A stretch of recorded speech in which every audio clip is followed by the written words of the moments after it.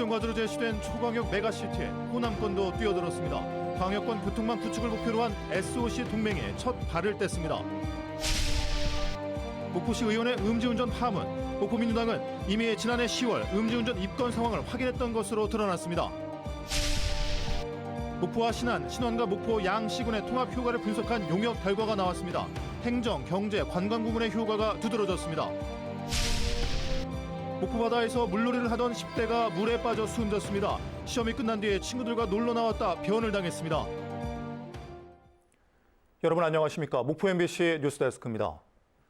정부가 국정과제로 전폭적 지원을 약속한 초광역 메가시티가 민선 8기 후반기 화두로 급부상하고 있습니다. 대구 경북과 충청권이 속도를 내면서 호남권도 뒤늦게 메가시티 대열에 합류하기로 한 건데요. 광역권 교통망 구축을 목표로 한 SOC 동맹에 속도감 있게 추진돼 성과로 이어질지 주목됩니다. 조수영 기자입니다. 호남을 대표하는 세계 광역단체 수장들이 호남권 정책협의회에 총출동했습니다. 핵심 안건인 호남권 메가시티 조성에 처음으로 뜻을 모으고 손을 맞잡기로 한 겁니다. 호남권 광역단체장들이 한자리에 모이는 정책협의회가 열린 건 지난 2017년 이후 7년 만입니다. 수도권 1극 체제에 인구 소멸의 직격탄을 맞고 있는 호남권, 사정이 낳은 충청권과 대구 경북권조차 메가시티 구성에 속도를 내는 것과 큰 대조를 보이면서 뒤늦게 논의가 급물살을 탄 겁니다. 호남권 메가시티 구축을 위한 실질적인 논의가 돼야 되고 오늘이 그 자리에 시작이라고 생각합니다. 많이 늦었지만은 잘해낼 수 있을 거라고 생각합니다. 메가시티는 광역권을 넘나드는 교통망을 구축해 지역 간 연결성을 강화하는 게 핵심. 호남권의 구상 역시 소멸 위기를 극복하고 지역 이익에 부합하는 고속도로나 철도망을 확충하는 SOC 동맹 성격이 짙습니다. 우선 세종과 완주를 잇는 고속도로를 신설해 수도권 접근성을 높이고 전주와 광주권, 더 나아가 전남까지 고속도로를 수직적으로 연결해 호남권 경제 대동맥을 다시 설계하는 협력 방안 등이 제시됐습니다. 아까 또 SOC 지도를 보니까 우리가 더 일찍 모였어야 되는데 그랬구나. 큰 진전이 있을 수 있는 SOC 이 대안들이 모색될 수 있다는 것을 아까 느꼈습니다. 궁극적으로 2차 전지와 자동차 제조 등 지역마다 특화된 주력 산업의 동반 성장을 기대할 수 있다는 청사진입니다. 하지만 지금으로선 선언에 그칠 가능성을 배제할 수는 없습니다. 특별 지방자치단체나 아예 행정통합을 추진하는 지역들처럼 구속력 있는 메가시티 연합체를 만들자는 것인지 아직 정해진 방향도 없습니다. 행정통합 이런 데까지 이를지의 여부에 관해서는 아직 그 부분은 논의가 되지 않았습니다만은 많은 효과들이 나온다면 다양한 논의들이 이루어질 수 있을 것이라고 생각합니다. 전국적인 메가시티 열풍에 마치 등 떠밀리듯 가장 늦게 신호탄을 쏜 호남권 메가시티. 새 광역지자체들은 앞으로 실무 협의를 이어나가 보다 구체적인 협력 방안을 제시한다는 계획입니다. MBC 뉴스 조수영입니다. 목포시 의원 음주운전 파문, MBC가 단독으로 확인한 내용 전해드리겠습니다. 목포 민주당의 박효상 의원을 징계 청원하는 등 바쁘게 사태 진화에 나서고 있지만 호미로 막을 걸 가래로도 못 막는 상황을 자초한 것으로 드러났습니다. 이미 지난해 10월 박 의원의 음주운전 입건 상황을 인지했지만 대수롭지 않게 여긴 게 화근이 됐습니다. 서희령 기자입니다. 뺑소니 사고를 당했다며 시민이 박효상 목포시 의원을 112에 신고한 건 지난해 10월 19일 밤. 이후 민주당 목포시 지역위원회도 박 의원이 음주운전 혐의 등에 연루된 상황을 인지했던 것으로 확인됐습니다. 하지만 별일 아니라는 박 의원의 말만 듣고 아무런 대응을 하지 않았던 겁니다. 음주운전한 사실을 본인이 부인을 하고 아니라 정말 이게 종결될 것이다. 그렇게 이제 들은 것이고. 이 설명대로라면 박효상 의원이 지난 8일 목포시의회 본회의장에서 스스로 음주운전 재판 사실을 공개한 뒤 상황을 처음 인지했다는 민주당 목포시 지역위원회의 공식 해명은 거짓이 됩니다. 더욱이 지난 22대 총선 과정에서 박효상 의원이 국회의원 후보자를 수행했던 것을 감안하면 목포 민주당의 윤리 감수성에 의문이 생길 수밖에 없습니다.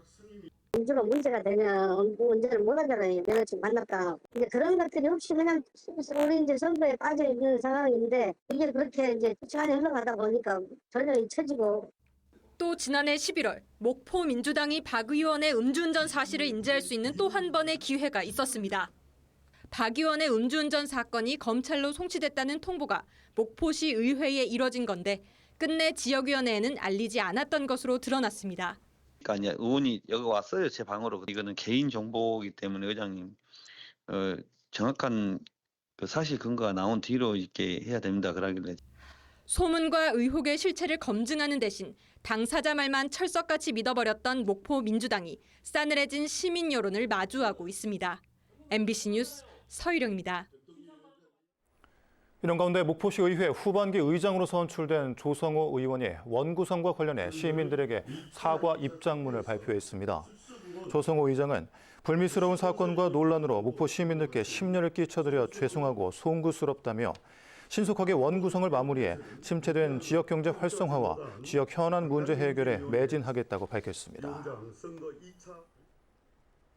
한편 오는 9일 다시 열릴 목포시 의회 후반기 의장단 선거와 관련해 민주당 소속 목포시 의원들이 대응 방향을 확정했습니다.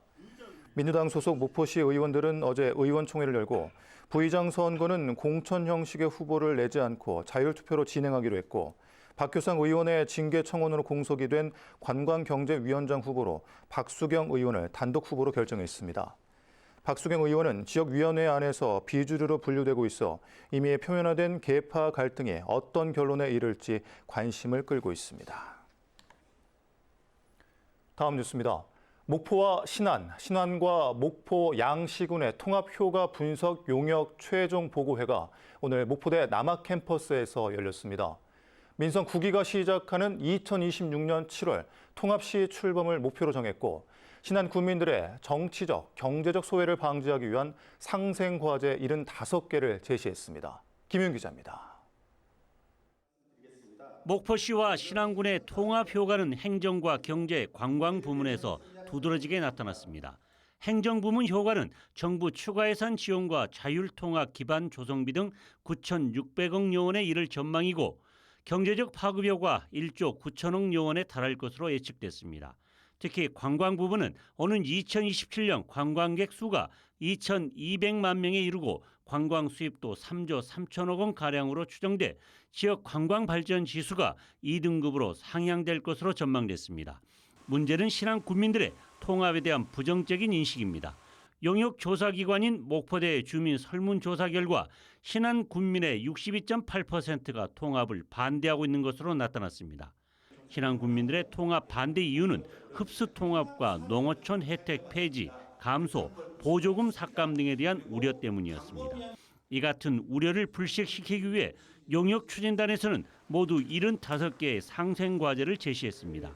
충북 청주시와 청원군의 통합 상생과제를 모델로 목포 신안 통합에 적용한 것으로 정치적 소외를 방지하기 위해 의회에 농축산 상임위 설치, 지방의원수 유지, 지역영향평가위원회 설치 등입니다.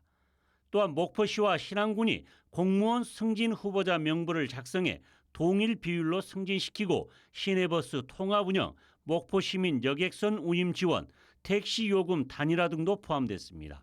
화장장과 문화체육시설 이용 요금도 단일화되고 섬의 날 기념관과 박물관 건립, 2030 섬문화엑스포 유치를 추진하기로 했습니다. 이 같은 상생과제를 실천하고 감독할 통합추진공동위원회와 상생발전위원회, 지역영향평가위원회 설치를 제안했습니다. 지역영향평가위원회를 설치하며 특정 지역에 편익이 소외되거나 비용이 편중되는 사업에 대해서는 지역에 미치는 영향을 평가하여 의결하지 못하게 하는 장치를 제안하고자 합니다. 통합 로드맵은 오는 2026년 7월 민선 9기 통합시 출범을 목표로 오는 8월까지 공감대 형성, 11월 통합추진공동위원회 구성, 2025년 3월 도지사 통합시 건의, 12월 통합시 특별법 국회 통과입니다. 양 시장 군수는 이 같은 제안을 구체화시키기 위한 모임을 정례화하자는 데 의견을 같이 했습니다. 이제부터는 아주 구체적으로 하나의 항목을 갖고 한 번 아니면 또 만나고 또 만나서 딱 어떻게 안을 하나 만들고 이걸 가면 어떻게 법제화할까? 그래서 이제 이 법제화하는 것은 목포시가 법제화하면 됩니다. 목포시 신안군 목포의 통합 상생 추진위원회를 시작을 8월부터 시작하고 보름 단위로 바로 조례검토회나 이런 것을 시작을 하면 좋겠습니다. 목포시와 신안군은 용역 결과에 대해 오는 11일과 12일 지도읍과 앞회읍, 23일 목포시에서 주민들을 대상으로 설명회를 갖고 의견을 청취할 예정입니다. MBC 뉴스 김윤입니다. 목포의 한 바닷가에서 물놀이를 하던 중학생이 심정지 상태로 구조됐지만 결국 숨졌습니다. 기말고사가 끝난 기념으로 친구들과 물놀이를 나왔다 변을 당했습니다. 김규희 기자입니다. 전남 목포시 죽교동 앞바다. 10대 학생 여러 명이 한낮 햇살을 피해 바다에 들어가 물놀이를 합니다. 그런데 물에서 가장 멀리 있던 학생 한 명이 갑자기 자취를 감춥니다. 올라가다가 하길래 좀 많이 불안해 보이긴 했거든요. 근데 그 상황에서 이제 막 뒤에 애가 나 발이 안 닿아 막 이러면서. 사람이 빠졌다는 신고를 받은 해경은 30여 분간 수색 끝에 수심 3.5m 바닷속에서 학생을 발견해 무트로 끌어냈습니다. 학생은 병원으로 옮겨졌지만 결국 숨졌습니다. 익수자가 발생했다는 신고를 접수하고 수중 수색을 진행하다 오후 2시 38분경 익수자를 심정지 상태로 발견. 숨진 학생은 인근 중학교에 재학 중이었습니다. 기말고사를 끝낸 기념으로 다른 친구들과 바닷가에 놀러 왔다가 사고가 난 것으로 확인됐습니다. 목격자들은 학생들이 처음에는 얕은 곳에서 물놀이를 하다 썰물이 나가며 점점 깊은 곳으로 밀려났다고 말합니다. 한두 개씩 갑자기 뒤로 조금씩 밀려나는 그런 느낌이었어요. 막 들어가 보자 이게 아니라 자연스럽게 좀 떠밀려가는 그런 느낌이었어요. 경찰과 소방당국은 사고가 난 바닷가의 경우 물놀이 사망사고가 자주 일어나 지난 2006년 목포시가 입수를 금지한 위험구역이라고 설명했습니다. 안내 표지판을 제외하곤 출입을 금지하는 시설이 없어 사고 이후에도 여전히 물놀이객이 찾고 있습니다. 경찰은 정확한 사고 경위를 조사하는 중이라며 수영금지 구역에는 들어가지 말 것을 당부했습니다. MBC 뉴스 김규희입니다. 조선시대 왜구의 침략을 막기 위해 지어진 마도진 만호성지는 강진군 마량면을 대표하는 전라남도 지정기념물입니다. 그런데 이 마도진 만호성지가 오히려 마을의 개발을 가로막는 걸림돌이 되고 있어 국민권익위가 조정안을 마련했습니다. 안준호 기자입니다. 임진왜란과 정유재란 당시 거북선이 상시 대기하는 등 역사 속 전략적 요충지로 가치를 인정받는 강진군 마량면입니다. 낡은 집 옆 우거진 숲을 사이 오래된 성벽이 눈에 들어옵니다. 1499년 왜구의 침략을 방어하기 위해 지어진 마도진 만호성지입니다. 강진 마도진 만호성지는 지난 1999년 전라남도 기념물 제179호로 지정됐습니다. 기존 730여 미터 길이 중 상당부가 유실돼 220여 미터만이 남아있는 등 열악한 보존 상태를 보이는 만호성지는 전라남도 지정기념물로 등록된 탓에 마을 주변의 건축 행위에 걸림돌이 되고 있습니다. 문화유적 보존지역으로 설정된 성곽 사방 300m 반경에 건물의 증개축을 하기 위해서는 전라남도 문화유산위원회 심의를 통한 도지사의 허가가 필요하기 때문입니다. 성 내부를 모두 문화유적 보존지역 1구역으로 설정을 해서 건물의 그 증개축이 이루어지거나 신축이 이루어질 경우 전라남도에 승인을 받아야 하는 불편함이 있었습니다. 주민들은 이 같은 건축 행위 규제로 마을 개발과 인구 유입 등의 어려움을 겪고 있다고 말합니다. 실제로 노후된 마을 우체국을 재건축하는데도 문화재 현상 변경 허가 신청 등 절차를 따라야 하다 보니 당초 완공 계획보다 5개월가량이 늦어지기도 했습니다. 그쪽이 정문 쪽에 걸리는 부분이라 그래서 유물이 있나 확인을 직접 하고 그렇게 심의를 하면서 나중에 그쪽 부분을 파보니까 뻘이 나오더라고요. 잇따르는 주민 불편을 해결하기 위해 국민권익위원회가 현장을 찾았습니다. 마도진 만호성지의 정비와 주변 건축 행위 규제 완화에 대한 조정안을 마련한 겁니다. 종합 정비 계획을 세워서 향후에 새로운 문화재로 잘 활용될 수 있도록 담을 수 있도록 노력했습니다. 그리고 그 정비 계획 과정 중에 주민들이 증개축하는 데 생기는 불편함들을 담아서 최소한으로 그 피해를 줄이는 방향으로. 국민권익위와 전라남도 강진구는 내후년 상반기까지 종합정비 계획을 수립해 만호성지의 성곽 정비와 함께 건물 증개축에 필요했던 규제를 완화해 주민 정주 여건 개선에 나설 방침입니다. MBC 뉴스 안준호입니다. 보현정사 정각 큰 스님이 오늘 향년 87세를 일기로 입적했습니다. 오늘 오전 11시 목포의 한 병원에서 폐렴으로 입원 중 입적한 정각 큰 스님의 영결식은 보현정사에서 오는 8일 엄수되며 같은 날 답이식도 진행될 예정입니다. 정각 스님은 어려운 학생을 돕기 위해 재단법인 석정각 장학회를 운영하며 지역 기부 문화 확산에 동참하는 등 자비를 몸소 실천해 왔습니다. 한편 경찰서는 미 신청동에도 우렁이가 공급되고 있다는 고발장과 관련해 전체 읍면 우렁이 공급 실태에 대한 전수조사에 착수했습니다. 지난 1일 접수된 고발장에는 지난 2019년부터 업자와 일부 이장의 공문서 위조 등을 통해 신청하지 않은 농가에 우렁이를 공급하며 군 보조금을 편취했고 군은 이를 알고도 관리 감독하지 않았다는 내용이 담겼습니다. 한편 한평군은 어제까지 이틀간 조사를 통해 올해 전체 2,600여 개의 농가에 48톤가량의 우렁이가 공급된 것을 확인했지만 공급 과정에는 아무 이상이 없었다는 입장을 밝혔습니다. 목포 MBC 창사 56주년 특집 라디오 다큐 12부작 지역 생존 프로젝트 우리 고향 안녕하십니까가 내일부터 매주 금요일 오후 3시 5분에 방송됩니다. 우리 고향 안녕하십니까는 목포 MBC를 비롯한 지역 MBC 6개사가 공동으로 제작하는 토크멘터리 형식으로 지역 소멸의 위기를 다양한 전문가들과의 토론을 통해 해법을 모색해보는 시간으로 구성됐습니다. 목포대 도서문화연구원이 마련한 전국 해양문화학자대회가 오늘 목포대 남학캠퍼스에서 개막식을 갖고 본격적인 토론에 들어갔습니다.